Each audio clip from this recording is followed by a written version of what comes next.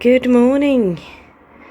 It is Sunday the 22nd of December.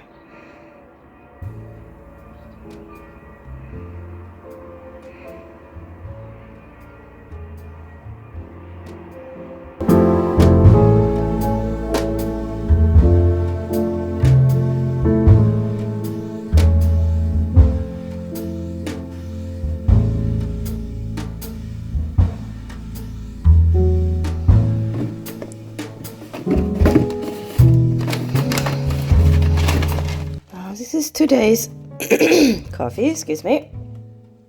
So this is a Guatemalan coffee. It's called Los Pinos.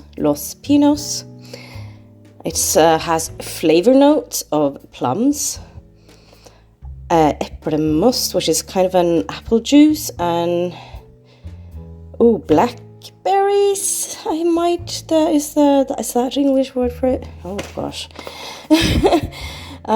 Bean type is Pacamara, and it's berry dried and direct shopping, or whatever you call it in English. So it means that they have bought it directly from the farmer. So it's more ethical, I guess.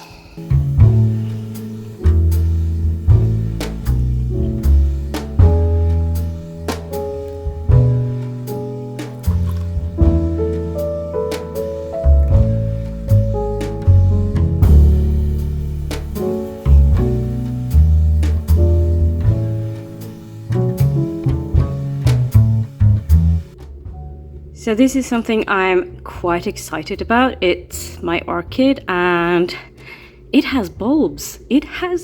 Which means I will have flowers in not too long. I did not expect this at all. I actually managed to kill my previous orchid. So, yep. I've also done a little bit of a plant care today. So I trimmed this one because it was, getting a bit wild.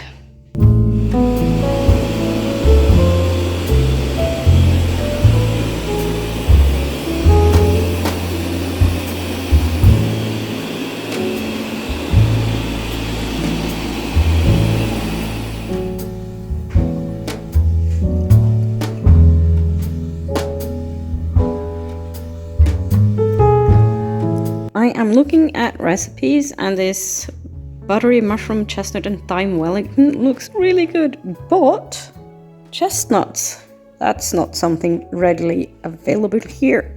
Does anyone know if there's something you can use instead of chestnuts? If it's like easily replaceable, let me know. Made carrot and lentil soup for dinner today.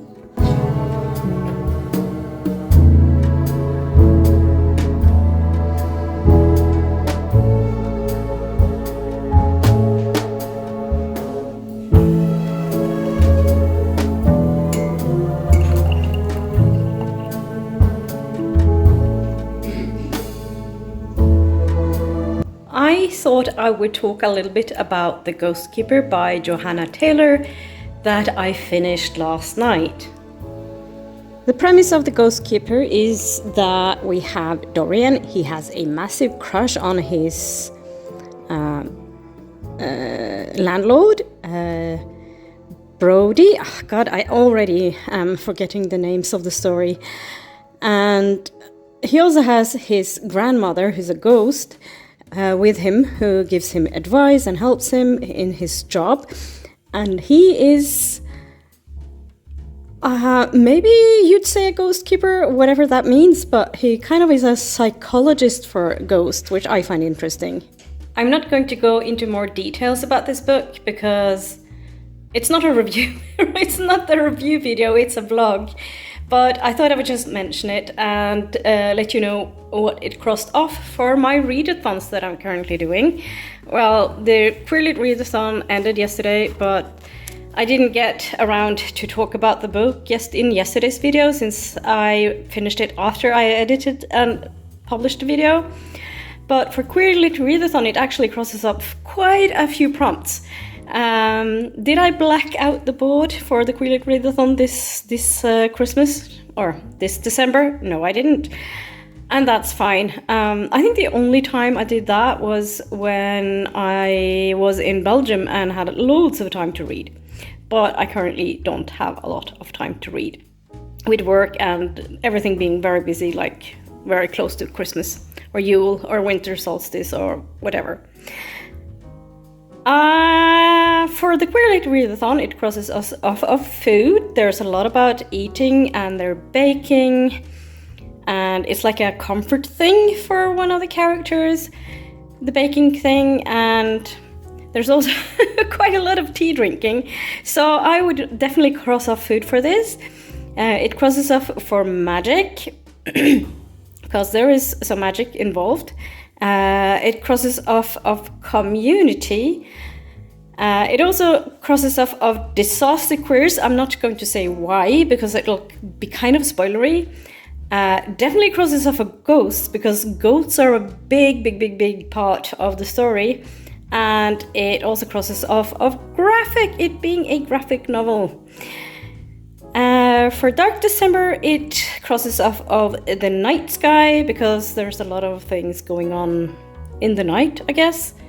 And also graphic novel. So not a lot for the Dark December readathon for me. Also, it probably doesn't really do a lot for the readathon, the Dark December readathon, but that's fine, because I don't have to just focus on like covering all the prompts. It is supposed to be like enjoyable for December reading. And since Queer Lit Readathon is over, I've picked up Making Wishes by Bayview again. And if I remember correctly, this doesn't really crosses off anything of any of the prompts for Dark December, but that's fine. This is going to be just like a comfort read, because it seems to be what I want to read these days, is like cozy romance things. And this will be the third book this month that I read, written by Jessica Redland, which is wonderful. So I had a comment by Heidi from my reading live. I'll leave a link to her channel down below. You should check her out. Really good videos. Always a lot of good thoughts about what she's reading. And she said that, oh, it's so wonderful to find a new favorite author, and I totally agree. It's so nice to find an author, even though it's not my number one favorite author or anything. I would say that Jessica Redland is becoming my favorite romance author. I like that there's cozy and that there's no spice in the stories. At least not so far. This is an older book though, and I don't know how it's like, but I'm looking forward to continue reading it.